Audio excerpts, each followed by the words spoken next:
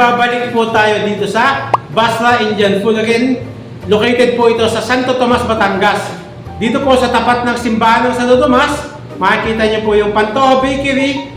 Ito po ay Bonifacio Street, malapit po sa Alpha Mart. So guys, kaya po tayo bumalik dito ay nabalitaan ko meron silang burger na kakaiba.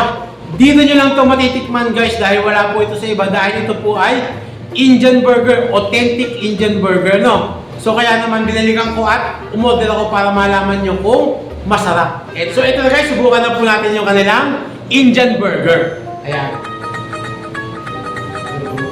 Ayan, kita nyo naman guys, si Chef Ben. Indiano po talaga na, so siya nagluto ito. Kaya makasisigurado po tayo na authentic way ng pagluluto itong kanilang Indian burger. Chef, mag-hi ka naman sa mga followers natin. Ayan, okay. So tara, let's go! So yun guys, dumating na po yung ating Indian burger, ano? Ayan guys, medyo malaki-laki siya, ano? So may kasama siyang french fries. Tapos nakikita ko sa loob, ayan. So, chicken po ito. May tomato, may cucumber, may onion. So malalaman na po natin kung ano yung kaibahan nito sa burger na usually natin nakakain, ano? So ito na. Tikman na po natin. Ayan. So guys, ito pong ganitong kalaking burger ay 149 pesos. May kasama pong isang coke. So libre na po ito. Free na. So complete meal na yun, ano? So tamang-tama ito na para tikman nyo. Ito yung isa sa mga pagkain na talagang hindi ko nakita sa iba. Dito ko lang nakita ito, ano? So tikman na po natin.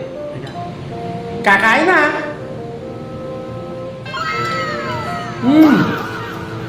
So yun guys, masarap po siya, malambot po yung chicken.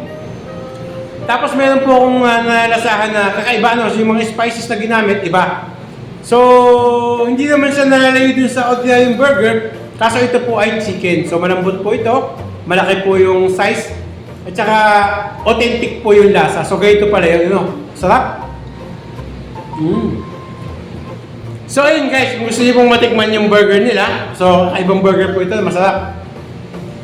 Pwede po kayong pumunta dito sa kanilang store. Dito lang po ito sa Poblacion Santo Tomas. Katapat lang po ng simbahan, Bonifacio Street. Makikita niyo po yung Pantoja na bakery. Then, pag naglakad po kayo papasok, makikita niyo po yung Alpha Mart. Kasunod na po sila. Open po sila daily except Monday. So open sila ng 10 a.m. to 9 p.m. Kung hindi po kayo makapunta sa store at gusto niyo pong matikman itong kanilang burger, available po sila sa Foodpanda at sa GrabFood. Pwede po kayo mag-message dito po sa kanilang Facebook page para po sa inyong mga inquiries. So yun guys, marami pala sila dito ng iba't ibang klase ng burger. Ito So yung kinain ko kanina, etong chicken burger with fries and drinks, 149. Meron din po sila ng chicken burger lang. Ito 80 pesos, so guys, mas mura.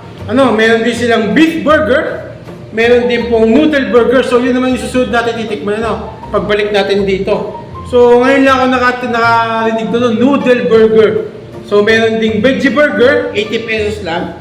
At saka tawa paneer burger. So hindi ko pa rin yun alam. So i-explore po natin yan sa mga susunod pang mga araw, So dyan na po muna kayo at uubusin ko pa itong hamburger, Maraming salamat po.